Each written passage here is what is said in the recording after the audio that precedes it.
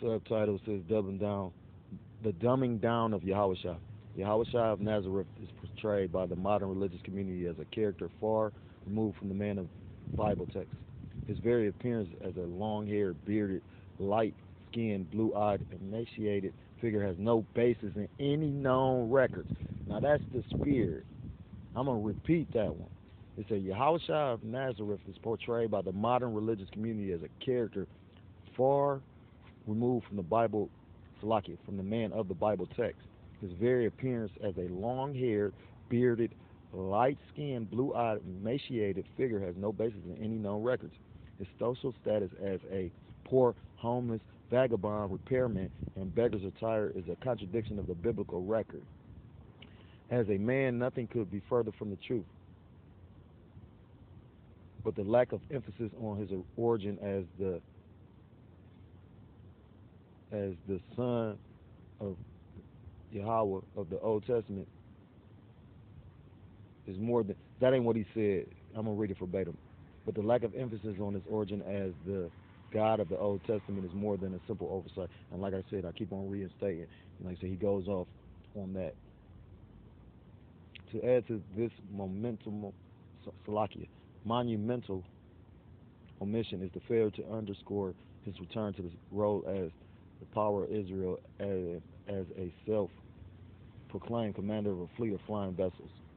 This fleet is set to invade the earth with the express mission of seizing control of the entire planet, including all social, governmental, military, financial, academic, and religious Salakia entities. Could it be the fact that this truth is too real? Could it be that organized religion, which by biblical prophecy is itself threatened, has deemed it expedient to omit certain biblical truths? Throughout the Old Testament, the Hebrew nation is in the presence of the power Yahweh. In the New Testament, Yahweh appears in human form as the man Yahushua, which is false. For a 3-year period, he presented himself as Elohim in human form and performed supernatural acts. He declared that he will return to the world at a point in the future and save the planet from destruction and the human race from annihilation. He stated very clearly that he would return the same flying army he commanded as Yahweh, and his return as detailed in Revelations.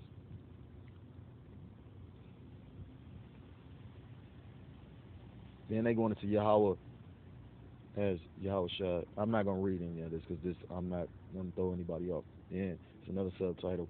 Yahushua quotes himself as God. And it uses the two scriptures, John 10 and 34 and Psalms 82 and 6, where it refers to, it doesn't say that ye are gods, but we are gods because of the fact that we are Yasha'Allah, princes of the power, you know what I mean? So, or a prince of the power, and with our power we can do supernatural feats, you know what I mean? Like, but as far as being the power, it say in scripture, no one's going to take the Most High's glory. Just like no one's going to take Yahushua's glory. That's why nobody knows the day he's going to return. He doesn't even know. Because everybody going to recognize him when he comes. That's in scripture. When Yahushua stated this, John 8 and 56, your father Abraham rejoiced to see my day, and he saw it and was glad. 57, then said the Jews unto him, thou art not yet 50 years old, and hast thou seen Abraham? 58, Yahushua said unto him, verily, verily, I say unto you, before Abraham was, I am. So that was meaning, like I said, when we go back to John 1 and 1, it said the first thing with the Most High was the Word, Yahushua. So of course he was here before Abraham. Exodus 3 and 14, and Yahweh said unto Moses, I am that I am. So he's trying to use the scripture, I am that I am, but that's not the name of the Most High, So they trying to, use that as a precept to verify, John 8 and 56. Thus shalt thou say unto the children of Israel, I am have sent me unto you. And when you go into that, it's really he was explaining, because like I said, I think it's in that same chapter where, I'm not for sure, so don't quote me, but I have heard that like Apostle Ramlab actually had this site where you can go actually read scriptures in the different languages. You can read it in the Paleo, you can read it in the Syrian, you can read it in the Greek, you can read it in English. I don't know the name of the site. I know I wrote it down somewhere, but you know, my cross is a heavy one there, so I might not even have the paperwork no more. Uh, I think if you go on his page, because he has a video about the name of the Most High, and I believe he references that site, so you probably can find it in his footnotes or something. Anyhow, I believe in that chapter though, I was told that if you keep on reading, he end up saying his name. Well, the Most High end up, saying his name. He is, Yahweh. He is. He exists.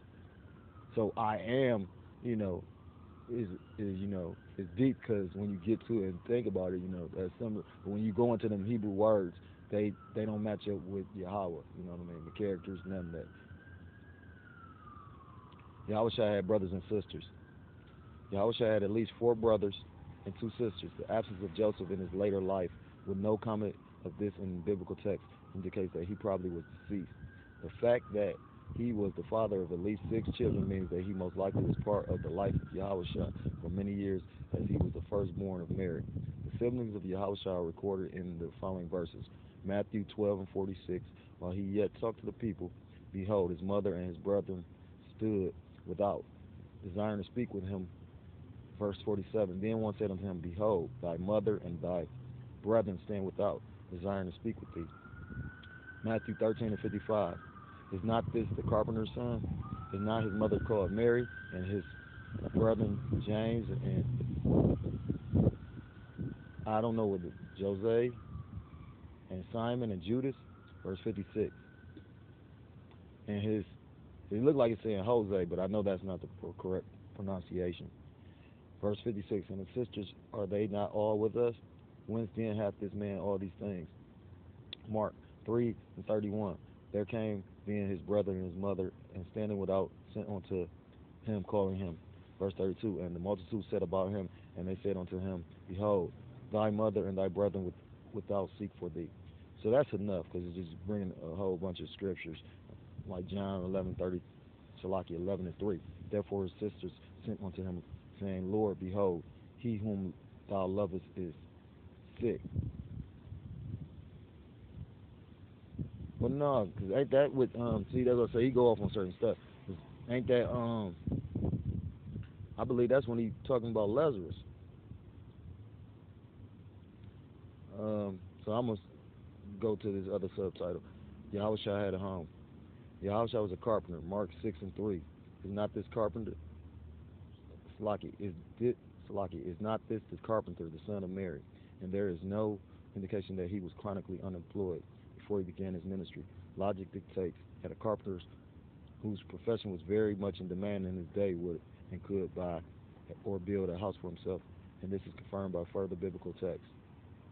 But it also says in Scripture that when he was doing his ministry, that he told it was somebody who was trying to be his disciple, and he told him that the Son of Man had no place to lay his head. He said, I think he said, like, I'm roughly paraphrasing. I think he went into the animals. He was like, the birds and foxes have holes, but the Son of Man had nowhere to lay his head.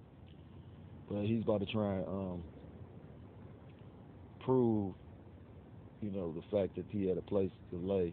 Matthew 9 and 10, it came to pass as Yahweh set at meet in the house. See, but I don't think that was his house, so I'm going to skip all that.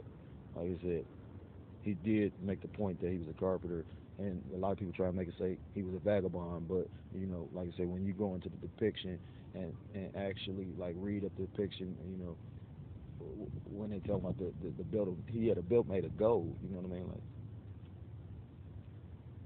why you think, he wasn't a vagabond, why you think when the soldiers was casting lots for his clothing, they almost tore it, but they didn't want to tear it, you know what I mean? So he was a well-dressed man, so he couldn't never, he say upon, I'm going to skip that part. It's got a subtitle, the Yahweh shall have long hair. The depiction of Yahushua in paintings and movies is almost a direct contradiction to Bible text and historical reality. The most telling and easily recognizable aspect of any depiction of Yahushua is the long hair. In a social sense, this would have been abnormally salakia. In a social sense, this would have been an abnormality. Paul, a man highly educated in Israel's laws and customs and in personal contact with the resurrected Yahushua, makes it clear that this was not only unacceptable but also actually shameful, which it says in Scripture. A man isn't supposed to have long hair. To show you how Esau is so much of a devil. Like I said, they depict him with Cesare Borgia with that long hair, but it says in Scripture, a man is like when you go into, who was that? Absalom, I believe, that got killed by his long hair. He had long hair, and he was running on the horse when David went back and seized the city, and his hair got caught on the tree, and he hung on the tree. It was either Absalom or and what his name, Ananiah. I'm gonna stop there, Slocky.